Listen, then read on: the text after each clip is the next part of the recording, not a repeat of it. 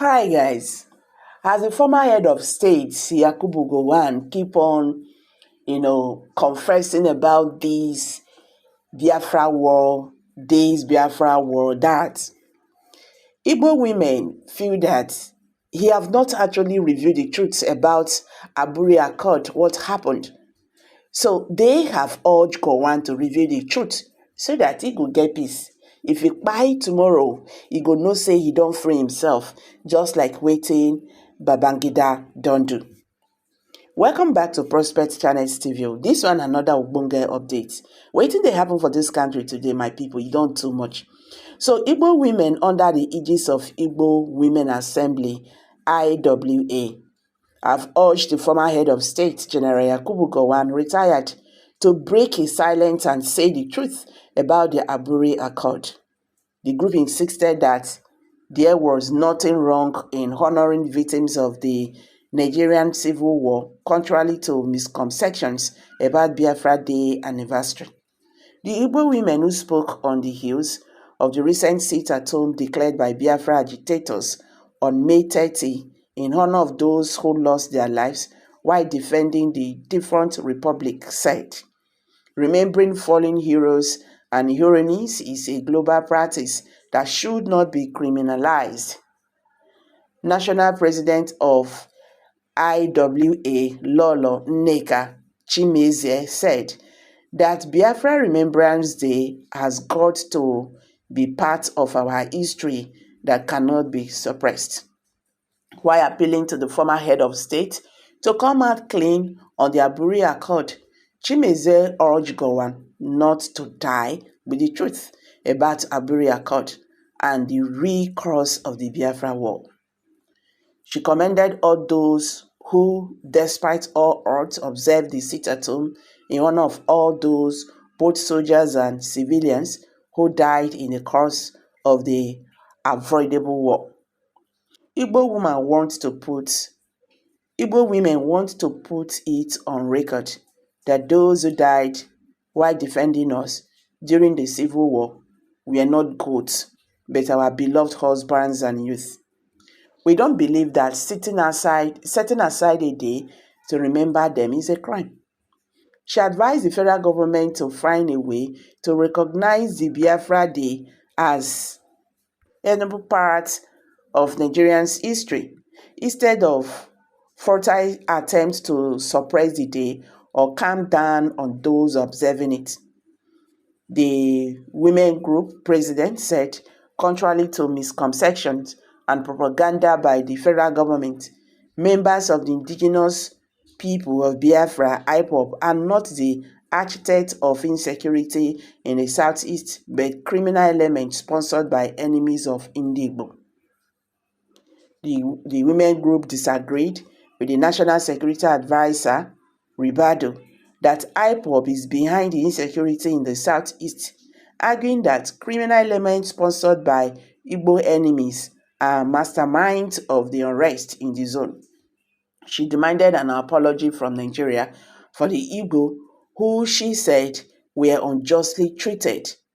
However, we have done a lot of research and discovered that the Civil War was avoidable. The first narration that the 1966 coup was Igbo coup, as recently confirmed by General Ibrahim Babangida, has not been addressed.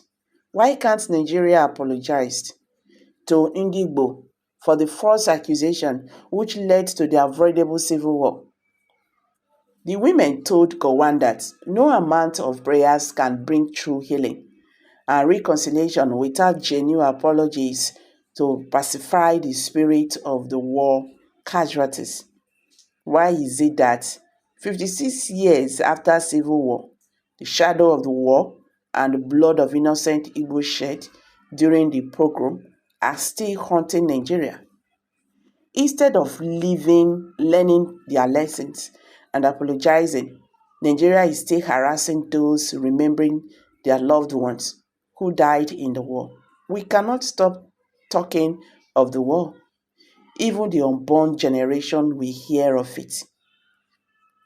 She added, The women therefore called for the release of the IPOB leader Nnamdi Kanu, which they said will serve as part of the healing process. Meanwhile, once again, the former head of state, General Yakubu Gowon, has described the Nigerian Civil War of 1967 to 1970 as the most challenging phase of his life. He stated that his decisions during the conflict were guided by a sense of duty, not hatred. Gowon made these remarks in Abuja on Saturday while receiving a Lifetime Integrity and Achievement Award at the 5th Convention of the Christian Men's Fellowship of the Abuja Anglican Diocese. Speaking in the event, themed Men of Honor Living with Integrity in a Culture of Dissent, the former military leader reflected on his time in power, noting that preserving national unity during the war came at a personal and moral cost. I always remember the Civil War. It was the most difficult period of my life, Gowon said. It was not my choice, but I had to be there and had to do what I did in order to keep this country together. It was never out of hatred against any people. I can assure you, he added. He stressed the importance of truth, reconciliation, and forgiveness in Nigerian's nation-building process and encouraged citizens to embrace unity across religious and ethnic divides. Nigerians Fashion reports. Gowon at 90 further revealed that his leadership has always been rooted in prayer and a deep desire to act with integrity and compassion. As far as this heart is concerned, everything that I do is through prayers, he said. I ask God to help me to do the right thing the way he thinks it should be done, with love and respect for all the people. That is why, in the end, we said no victor, no vanquished. He commended Nigerians' progress since the Civil War and urged Nigerians to support government efforts to promote peace and mutual respect. The former president, Goodluck Jonathan, who served as the chairman of the occasion, was represented by the former executive secretary of the Nigerian Christian Pilgrims Commission, John Kennedy Okpara. He congratulated the awardees for their exemplary lives and enduring integrity. So guys, what's your take on this? Let's hear from you. Kindly drop your comments below the comment section and don't forget to give us a thumbs up. Share this video, make it go viral so that Nigerians could understand what they happen today in the Nigerian political landscape. Thank you. See you in my next video. Bye for now.